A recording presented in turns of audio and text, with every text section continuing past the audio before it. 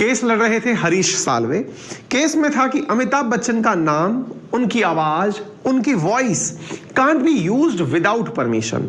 उनकी आवाज बिना उनके कहे हुए उपयोग में नहीं ली जा सकती। दिल्ली हाई कोर्ट ने कहा है कि गवर्नमेंट से कहा है कि इस तरह का यदि कोई भी कंटेंट अवेलेबल है, नमस्कार मैं अमिताभ बच्चन बोल रहा हूं, अब मैं तो ये समझ नहीं पा रहा हूं कि मिमिक्री आर्टिस्ट का क्या होगा। मतलब यहां पर इस बारे में चर्चा नहीं की गई है क्योंकि मिमिक्री आर्टिस्ट तो आवाजें निकाल करके ही पैसा कमाते हैं।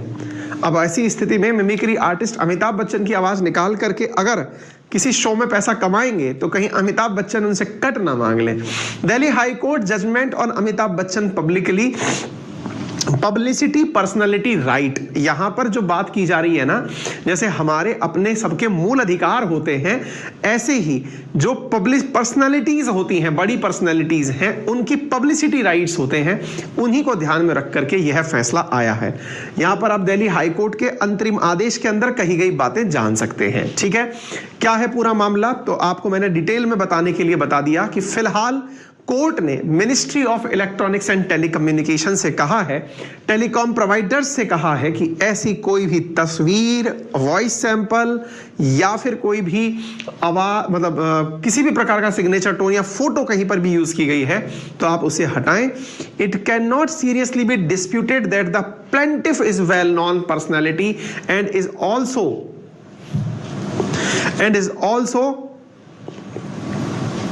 कहां चला गया, हाँ, तो यहां पर नवीन चावला ने कहा nothing that the actor is aggrieved by those using his celebrity status to promote their goods and services without permission. ठीक है, आप में से बहुत सारे लोग इनमें से कुछ वकीलों को जानते होंगे।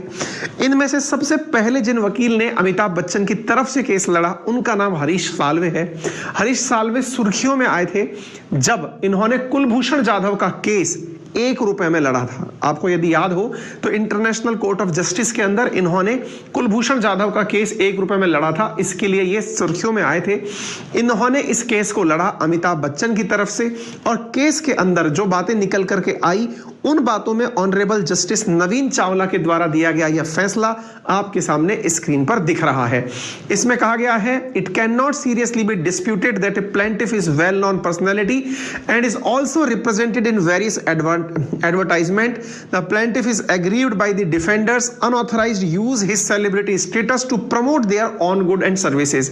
यानी लोग अपने सामान को बेचने के लिए, अपनी सर्विसेज को बेचने के लिए इनका उपयोग करते हैं। बड़ा ही देखने लायक होगा कि जो लोग गन्ने के जूस की दुकान पर सलमान, शाहरुख, अमिताभ बच्चन की तस्वीरें लगाते हैं उनके साथ क्या होगा।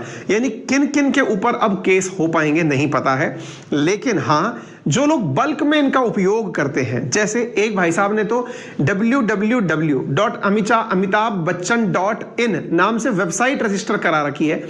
अमिताभ बच्चन को ही नहीं पता है और उनके नाम से डोमेन नेम रजिस्टर हो रखा है। अब उन भाई साहब को शायद वो वेबसाइट वापस लौटानी पड़ेगी। ऐसे एक कंपनी है जो अमिताभ बच्चन की तस्वीर छपी हुई टी-शर्ट बेचकर करोड़पति हो गई है। ऐसे जो लोग हैं इनको बड़ी मात्रा में हो सकता है पैसा देना पड़े। ऐसी बहुत सारी फर्म्स हैं जो इनके नाम का वॉइस सैंपल यूज करके कुछ ना कुछ बेच रही हैं। जैसे मैं आपको बताऊं, अमिताभ बच्चन के आवाज की जो कीमत है वो लगाई थी अमेजन वालों ने। अमेजन, जिसमें आप अगर आपको याद हो तो एक एलेक्सा करके डिवाइस आती है अमेजन की, जिसमें आप कुछ भी बोलते हैं तो वो जो डिवाइस है वो अकॉर्डिंग टू दैट रिएक्ट करती है। जैसे आप उससे कह सकते हैं कि अलेक्सा अमित जी की आवाज निकालो तो अमित जी की बात करेगी। फिर अमित जी से भी आप डायरेक्ट बात कर सकते हो।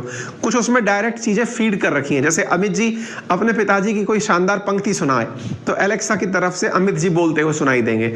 अमित जी कोई टंग ट्विस्टर सुनाइए तो वहां से एलेक्सा की जगह अमित जी यानी अमिताभ बच्चन जी बोलते हुए सुनाई देंगे। यानी आवाज की जो वैल्यू है ना वो भी बिकी हुई है और उसको एक तरीके से अमेजन ने अपने प्रोडक्ट में यूज किया हुआ है। अब ऐसी स्थिति में इस प्रकार की आवाज को यूज में करके बहुत सारे लोगों ने कौन बनेगा करोड़पति की तो इतनी जबरदस्त तरीके से चीजें आ चुकी हैं।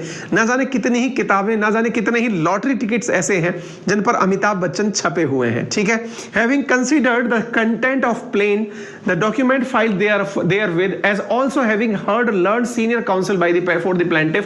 तो ये सब बातें जो है हरीश साल्वे जी ने अपने द्वारा कोर्ट में रखी थी और उसके अंदर रखी गई जो चीजें हैं उसमें बात निकल करके ये आई कि कमर्शियल इंडस्ट्री में इस बात के ऊपर रोक होनी चाहिए। यानी कि इससे कोई व्यक्ति अगर पैसे कमा रहा है तो उस पर रोक होनी चाहिए। ठीक है ना, कुल मिलाकर के ये बात है।